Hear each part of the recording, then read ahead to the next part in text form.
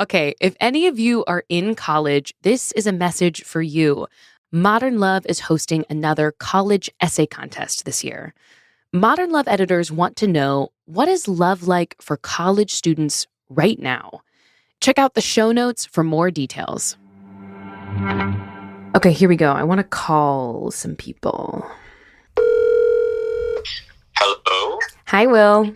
Hi, Anna. Where are you right now? Oh, my God. Okay, I am in line to get on a ferry to go pick up my new cat. That's exactly how I wanted to catch you, actually, so this is perfect. From the New York Times, this is the Modern Love Podcast. I'm Anna Martin, and these are my friends. Sitting at my window, looking outside, listening to Adele. I am in my apartment in Los Angeles, California. I am in Florida. Oh, I'm at the hospital. I'm on a 24-hour call in the pediatric ICU. Got back to my little studio. Yeah, you painting today? You know it. I have a question for you. Yeah, for sure. I'm talking to our friends about deal breakers. Do you have a deal breaker when it comes to dating? I think my deal breaker is that I need to date someone that asks me a lot of questions, like about my life or my thoughts. And like, here's the thing where it always comes a problem. Genuinely wants to hear my answers. I feel like that's such a big part of dating, is like getting to know someone else's world and also like experiencing new things together. And someone who isn't interested in any of that, I just know it's not going to work out. I'm going to call some other people. Oh, I've got some. Let's see. Deal breakers are things that you personally don't want in a partner. Like, it's not mean per se, it's personal. That's true. I'm someone who really loves to split entrees and like share apps, and when that doesn't happen, I'm just like, I don't know if you'll get me, because I don't know if you understand this part that's inherent to my culture. So it's like if they don't split the nachos. Queso closed. Queso closed. Very often, like, people I'm meeting are like trying to make it in music or like film or something creative. And if it's like really bad. You mean like if the thing that they're trying to do, like Exactly. if their song is bad? Exactly. Like their new single is like really not for me. Like, on the one hand, I root for you from afar, but like, I don't think I could be your girlfriend and like fake it and like go to your show and be like, I love this song, you know? So it's like, as much as I root for them, I think it is a deal breaker. Chase your dreams, but do it with someone else. Yep. Hey, Will, with that, I'm going to let you catch your ferry. Send me a picture of the cat when you get it, okay? Will do. I love you. Love you. Bye. Bye. Love now and Did you fall in love last night? Love was stronger than anything. For the love. And I love you more than anything. There's love. A deal breaker is a tipping point. It's not about attraction or desire or even love. It's saying if we can't work this one thing out, we just can't be together. The essay on today's show comes from a woman doing that work, who fell in love despite her very big deal breaker. It's called Stand By Your Marlboro Man, written by Hyla Sabesin Finn and read by January Lavoie.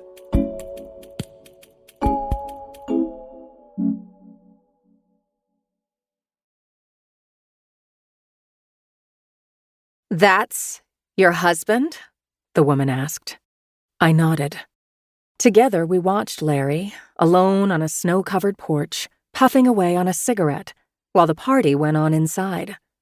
I'd never date a smoker, she said, much less marry one. I didn't marry one, I said. Larry quit before the wedding.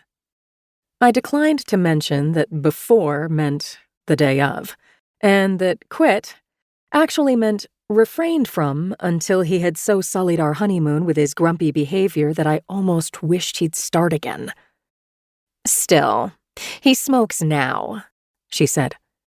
For me, it's a deal breaker. Did she think it had never occurred to me that I should have a rule against smoking? I was indoctrinated by parents whose cocktail parties were littered with no smoking signs back when smokers still mingled freely in society. I hated smoking. I wanted to ask her, how can you so casually dismiss someone you might love just because of one annoying habit? Was it Larry's fault he started smoking at 16 and couldn't seem to stop despite a record-setting number of attempts? Desperate to escape, I excused myself. "Make him quit," she called after me.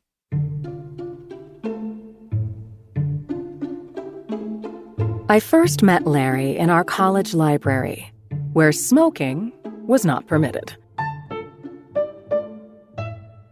By the time our paths crossed again outside the library, I was already smitten. He pulled out a pack of cigarettes. It was a miracle I was able to croak out a disbelieving, "You smoke?" I imagined my parents' reaction to the news that their 17-year-old daughter was involved not just with an older man, Larry was 21, a law student, but one who smoked. "Yes, but I'm quitting," he answered, inhaling deeply on his Marlboro. How long could it take, I wondered?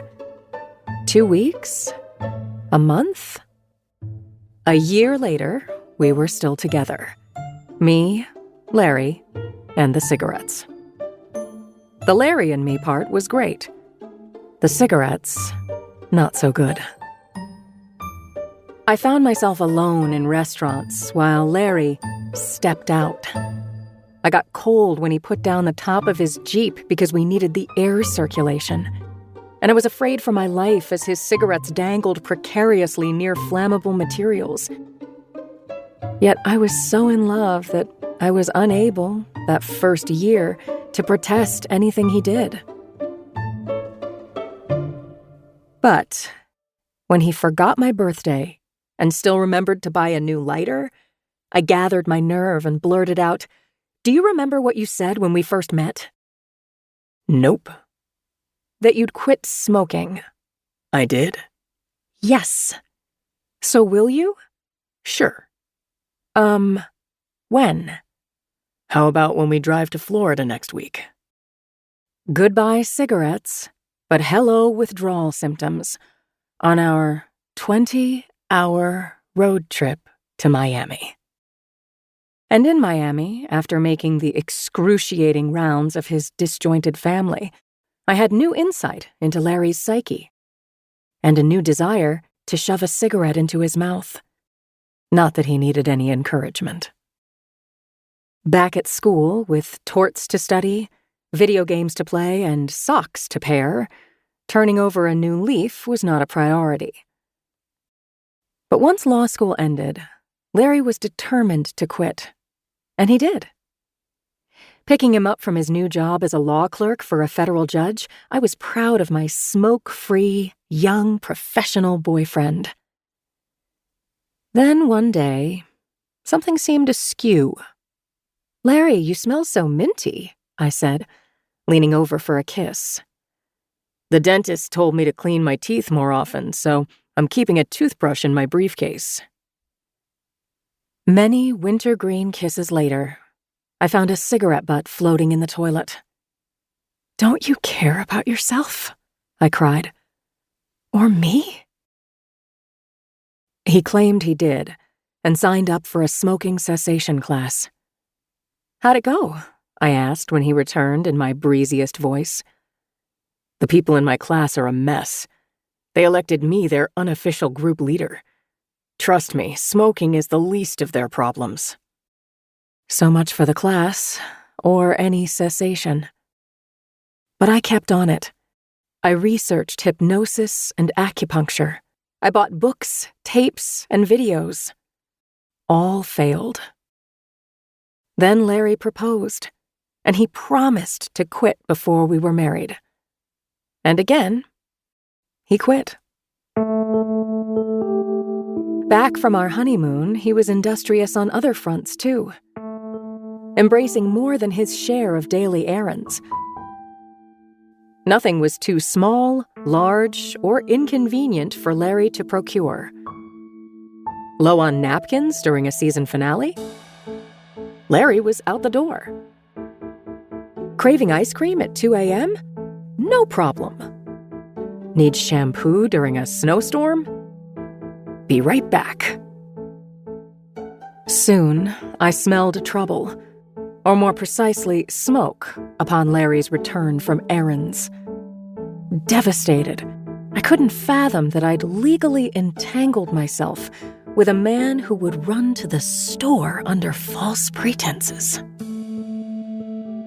What would it take to motivate him? What, as my parents regularly asked, was wrong with him? The truth is that Larry was completely supportive. When I wanted to move closer to my parents, he agreed. When I wanted to start a business, he said, "Go for it." Why couldn't I accept him as he accepted me, flaws and all? I tried, but the smoking always got in the way. "I don't think he's ever going to quit," I wailed to my sister. No one thinks he's ever going to quit. But he started taking a prescription drug that helps smokers kick the habit. Despite nightmares, profuse sweating, and an inability to think clearly, he stuck with the medication. Several months later, we went out to dinner with another couple. "I'm sorry Larry's smoking again," my friend Jen said. "Dave is too." "Oh, no," I said. "Larry quit months ago." "I thought I saw him smoking on his way to the train the other day." Could it be true? Later, I confronted Larry. "Tell me the truth. I won't be mad. Did you start again?" "No, Hyla," he said, looking me straight in the eye. A week later, I found cigarettes hidden in his dusty gym bag. That evening, for the first time, I slept in another room. Smoking was one thing, but lying right to my face was another. This was no longer only about an annoying and unhealthy habit, it was about trust. If he could lie so easily about smoking, what would stop him from lying again about something else? I actually considered leaving. But where would I go? Move in with my parents? It seemed absurd. Later that night, Larry crawled in beside me and whispered, "I'm so sorry. I didn't want to disappoint you." I kissed him, trying not to notice the smell of smoke on his breath or calculate the years we had left together. I knew I would never leave. Instead, I decided I would quit. My nagging, I mean. And so I was shocked but silent when, without any urging, Larry, on a rotating cocktail of prescription drugs, the patch, and nicotine gum, finally did it. A month went by. Then 3. I was cautiously optimistic. The patch disappeared. Then the pills. I felt hopeful. The gum lingered for an eternity, constantly being chomped, chewed, or parked in his mouth. Then, one day, it was gone. Larry was officially a non-smoker. A socially acceptable mate. It had only taken 17 years.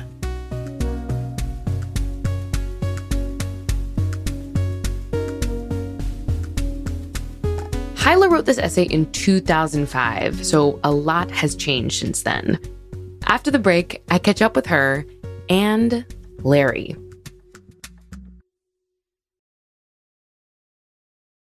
Hello. Hi there. Hi there. Well, I'm happy to meet both of you, but Larry, I'm particularly excited to talk to you. So I'd love to start with you. Are you still smoke-free? I've been smoke-free since whatever that last paragraph was that Hyla wrote about me using all available nuclear options to stop.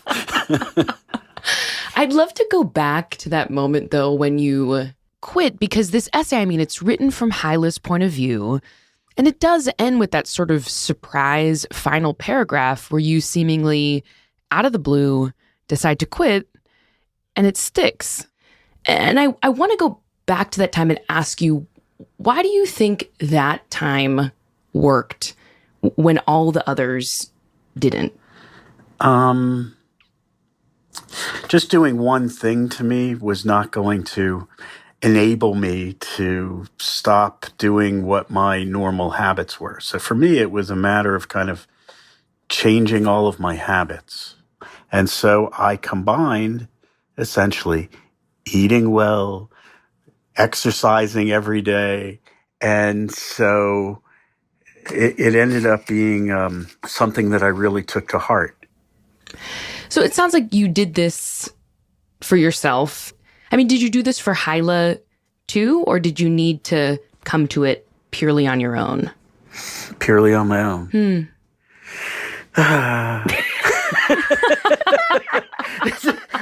That feels like a pregnant sigh. What's behind that sigh? all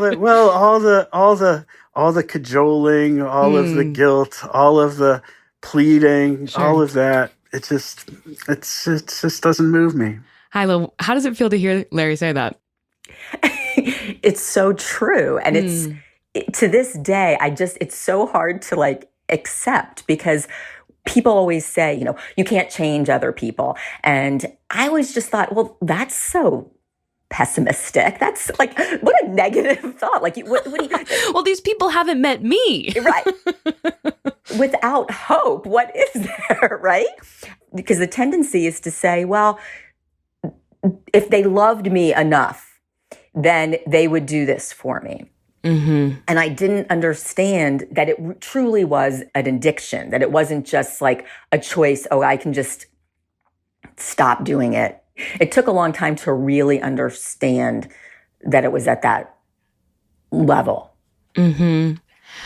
Well, it's a lot of this essay takes place in the first couple years of your relationship, at least in the early stage of your relationship, right? And you've now been married for how long?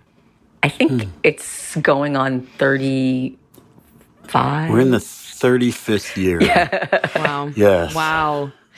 And I guess I'm wondering, do y'all now have different ways of handling tension between the two of you? Or did this dynamic of, you cajoling, as Larry said, and Larry suggesting, has that dynamic changed over the years?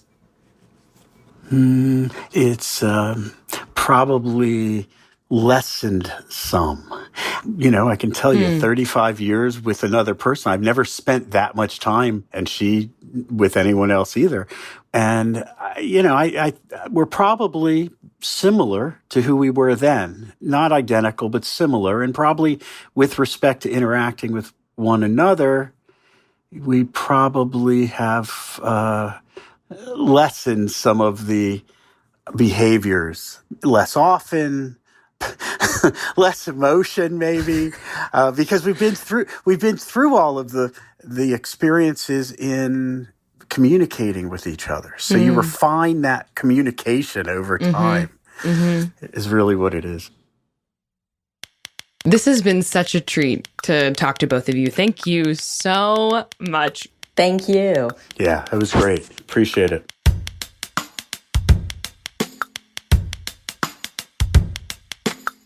Our show is produced by Julia Botero and Hans Butow. It's edited by Sarah Saracen. This episode was mixed by Elishaba Itup. Dan Powell created our Modern Love theme music. The original music in this episode is by Marian Lozano. Digital production by Mahima Chiblani and Des Ibaqua, and a special thanks to Ryan Wegner at Autumn. And thanks to my wonderful friends, Aaron Edwards, Claire Bartholomew, Mira Dalal, Annabelle Newport, Ange Zitzi Zhang, Dora Grossman-Weir, Rhonda Sakala, Harry Krinsky, Dave Zimmerman, Abby Sessions, Raquel Ledesma Haight, Shruti Gajaran, Will Sano, and his new cat, Mia. Modern Love was founded by Dan Jones. Mia Lee is the editor of Modern Love Projects. I'm Anna Martin. Thanks for listening.